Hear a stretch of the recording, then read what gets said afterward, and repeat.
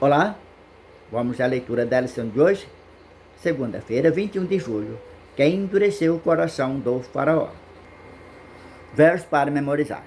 E assim faraó de coração endurecido não deixou ir os filhos de Israel, como o Senhor tinha dito a Moisés. Êxodo 9, verso 35. Somos responsáveis pelas nossas decisões. O chamado de Deus é: eis que te proponho a bênção e a maldição, a vida e a morte, e o conselho: escolha a vida para que vivas. Leia Êxodo 3, verso 7, verso 13, verso 14, 22 e responda: como podemos entender esses textos? O termo bíblico é claro: Deus endureceu o coração do faraó. Temos que entender que na palavra de Deus, Deus nunca tirou do ser humano o poder de decidir por conta própria. Porém, deixa o homem por conta de seus próprios impulsos malignos. 9 vezes o livro do Êxodo afirma que Deus endureceu o coração do faraó. Êxodo 4, verso 21, capítulo 7, verso 3, capítulo 9, verso 12, capítulo 10, verso 1, verso 20, 27, capítulo 11, verso 10, capítulo 14, verso 4, verso 8. E também Romanos, capítulo 9, verso 17 e verso 18. Outras 9 vezes é dito que o próprio faraó endureceu o seu coração. Êxodo capítulo 7, verso 13, verso 14, verso 22, capítulo 8, verso 15, verso 19 e 32, capítulo 9, verso 7, 34 e 35. Afinal, quem endureceu o coração do rei? Deus ou o próprio faraó? É significativo que no relato das 10 pragas, nas 5 primeiras, apenas o faraó seja considerado aquele que endureceu o seu próprio coração. Ele começou o processo de endurecimento por sua própria vontade. A partir da 6ª praga, no entanto, o texto bíblico afirma que foi Deus quem endureceu o coração do faraó. Êxodo 9, verso 12.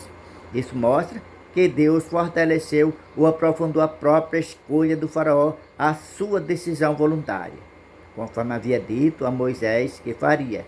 Êxodo 4, verso 21. Em outras palavras, Deus enviou as pragas com o propósito de ajudar a Faraó a se arrepender e a se libertar da escuridão e do erro em que sua mente se encontrava. Deus não criou o mal ou o pecado no coração do Faraó. Ao contrário, simplesmente o entregou aos seus próprios impulsos malignos. Deus o deixou sem sua graça restritiva, abandonando a sua própria maldade. Vê Romanos 1, 24 a 32. O faraó tinha livre arbítrio. Podia escolher a favor de Deus ou contra ele, e decidiu contra. A lição é clara. Recebemos a capacidade de escolher entre o certo e o errado, o bem e o mal, a obediência ou a desobediência. Desde Lúcifer no céu, passando por Adão e Eva no jardim do Éden e o faraó no Egito, até nós, hoje, onde quer que estejamos, temos que escolher entre a vida e a morte. Deuteronômio 30, verso 19. Uma ilustração pode nos ajudar a compreender este tema. Imagina a luz do sol incidindo sobre a manteiga e o barro. A manteiga derrete, mas o barro endurece. O calor do sol é o mesmo em ambos os casos, mas há duas reações diferentes e dois resultados distintos. O efeito depende da natureza do material. No caso do faraó, podemos dizer que dependia das atitudes do seu coração em relação a Deus e ao seu povo. O convite de Jesus é o mesmo. Eis que estou à porta e bato. Se alguém ouvir a minha voz e abrir a porta, entrarei em sua casa, serei com ele e ele comigo. Jesus também nos convida. Quem quiser, venha e toma de graça da água da vida.